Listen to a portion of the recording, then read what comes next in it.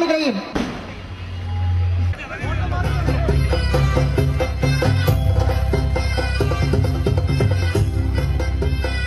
പൊൻകുന്നം പാല Thodupuzha highway അന്താരാഷ്ട്ര നിലവാരത്തിലേക്കുള്ള ഉദ്ഘാടന കർമ്മത്തിന് ഇവിടെ തുടക്കം കുറിച്ചിരിക്കുകയാണ്. പാലക്കാട് അക്ഷമരായി കാത്തിരുന്ന സുന്ദര നിമിഷങ്ങൾക്ക് ഇവിടെ തുടക്കം കുറിച്ചിരിക്കുകയാണ്.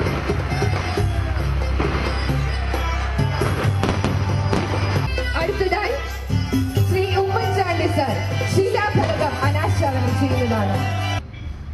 തൊടുപുഴ പാല പൊൻകുന്നം റോഡ് ഏറ്റവും ഉയർന്ന നിലവാരത്തിലേക്ക് കൊണ്ടുവരുന്ന പരിപാടിയുടെ നിർമ്മാണ ഉദ്ഘാടനം നടക്കുകയാണ്.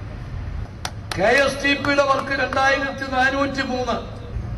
ഒരാഴ്ചക്കുള്ളിൽ ഈ 23 പ്രോജക്റ്റുകളിൽ 10 പ്രോജക്റ്റുകൾക്ക് ഭരണാനുമതി കൊടുക്കാൻ പോവുക. അപ്പൊ എന്താ പിന്നെ അതിന് പുറമെയാണ് റോഡ് ഫണ്ട് ബോർഡിന്റെ ഫണ്ട്. ധനകാര്യമന്ത്രി വളരെ ഈ കാര്യങ്ങളിൽ വളരെ ഉദാരമായ മനോഭാവം കാണിക്കുന്നത്. സാമ്പത്തികമായ ബുദ്ധിമുട്ടും പ്രയാസങ്ങളൊക്കെ ഉണ്ട്. പക്ഷെ കേരളത്തിന്റെ വികസനത്തിന് മാണി സാർ നോ ഇന്ന് വരെ പറഞ്ഞിട്ടില്ല. അപ്പൊ നമ്മുടെ നാട്ടിൽ നടക്കുന്ന ഈ വികസന പ്രവർത്തനങ്ങൾക്കൊക്കെ മാണി സാറിനോട് നമ്മൾ കടപ്പെട്ടിരിക്കുകയാണ്. മറ്റു ഉദാഹരണം ഞാൻ പറയാം. പ്രധാനമന്ത്രി ഗ്രാമീണ സഡക് യോജന PMGSY അതിനകത്ത് എന്താന്ന് ചോദിച്ചാൽ ടെൻഡർ എസ്റ്റിമേറ്റ് റേറ്റിൽ പോകണം പണി. ഇപ്പം ഒരു വർക്കും നഷ്ടപ്പെടുന്നില്ല. എങ്ങനെയാണെന്നറിയാമോ?